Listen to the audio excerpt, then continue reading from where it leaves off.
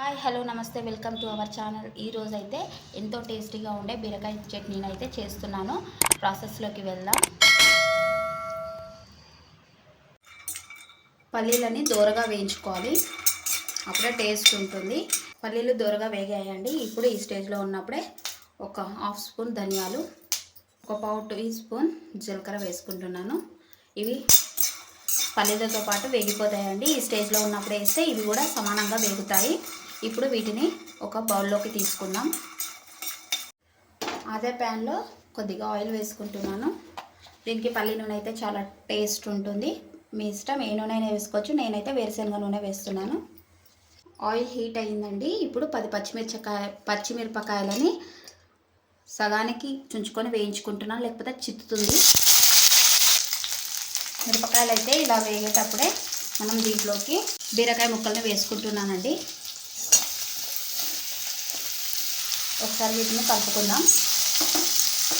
ఒక 2 మినిట్స్ పాటు మగ్గనిద్దామండి. లిడ్ పెట్టేసుకొని, త్వరగా అవుతుందని పెట్టేస్తున్నాను. 2 మినిట్స్ అయిందండి. ఓకే, బీరకాయలు అయితే కొద్దిగా మగ్గాయి. ఇప్పుడు దీంట్లోకి పులుపుకు తగ్గట్టు నేనైతే చింతపండును వేసుకుంటున్నాను. ఒక చిన్న నిమ్మకాయ సైజ్ అంతా వేసుకుంటున్నాను. క్లీన్గా చూసి రెక్కలుగా తుంచుకొని వేసుకోవాలి. చింతపండు వేసుకొని ఒక 1 మినిట్ పాటు వేయించుకోవాలి. మీడియం సైజ్ టమాటాలని 2 కట్ చేసుకొని వేయించుకోవాలండి. టేస్ట్ బాగుంటుంది. ఇలా టమాటాలు వేసుకున్నాక ఒకసారి అయితే కలిపేసుకుందాం. టమాటాలు అయితే ఇలా 1 నిమిషం పాటు వేయించుకొని ఒక లిడ్ పెట్టేసుకొని ఇంకో 1 మినిట్ పాటు మగ్గించుకుందామండి. త్వరగా అయిపోతుంది. టమాటా బీరకాయ ముక్కలు అయితే వేగాయండి. స్టవ్ ఆఫ్ చేసేసుకొని పక్కన చల్లారనిద్దాం. పల్లి, ధనియాలు, జీలకర్ర వేయించుకొని పక్కకు పెట్టేసుకున్నాము. ఇవి చల్లగా అయ్యాయి. మిక్సీ చేసుకుందామండి. బీరకాయ టమాటా ముక్కలు చల్లగా అయ్యే వరకు ఇవి పౌడర్ చేసుకుంటే ఈజీగా అయిపోతుంది. పల్లి పౌడర్ చేసి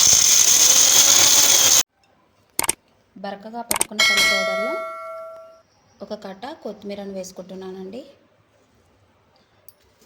అలాగే వెల్లుల్లిపాయలను వేసుకుంటున్నాను. పావు టీ స్పూన్ పసుపు. వీటిని ఒకసారి కచ్చాపచ్చాగా పట్టుకుందాం, మిక్సీ చేసుకుందాం. వాటితో పాటు వేస్తే మెదగదనేసి ముందే వేస్తున్నాను. కొత్తిమీర, వెల్లుల్లిపాయలను వేసుకొని ఇలా పల్లీలలో వేసుకొని వేయించుకున్నానండి. మిక్సీ చేసుకున్నాను. బీరకాయ, టమాటా, పచ్చిమిర్చి చల్లగా అయిందండి. ఇప్పుడు వేసుకున్నాము.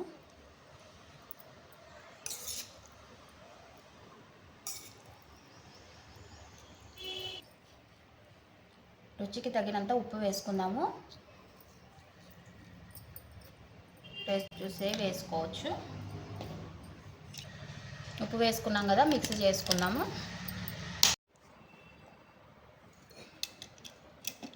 కచ్చాపచ్చాగా పట్టేసుకున్నానండి. ఎక్కువ పేస్ట్లా చేసుకోవద్దు. ఇలా కచ్చాపచ్చాగా పట్టేసుకుంటేనే టేస్ట్ ఉంటుంది బీరకాయ చట్నీ అనేది. ఇప్పుడు దీన్ని బౌల్లోకి ట్రాన్స్ఫర్ చేద్దాం.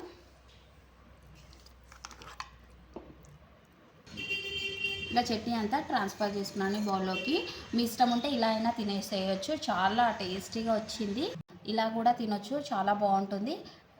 టేస్ట్ ఇంకా బాగుండాలంటే పోపు పెట్టేసుకుందాం. పోపుకి ప్యాన్ పెట్టుకున్నాను. ఆయిల్ వేసుకుంటున్నాను. ఆయిల్ వేడి అయిందండి. జీలకర్ర, పోపు దినుసులు, ఉట్టిమిరపకాయ పోపులోకి, అలాగే కరివేపాకు,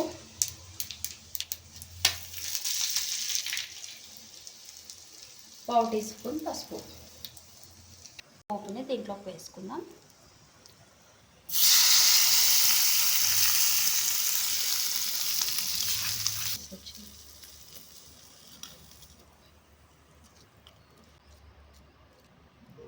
ఎంతో టేస్టీగా ఉండే బీరకాయ పచ్చడి అయితే రెడీ అయిందండి.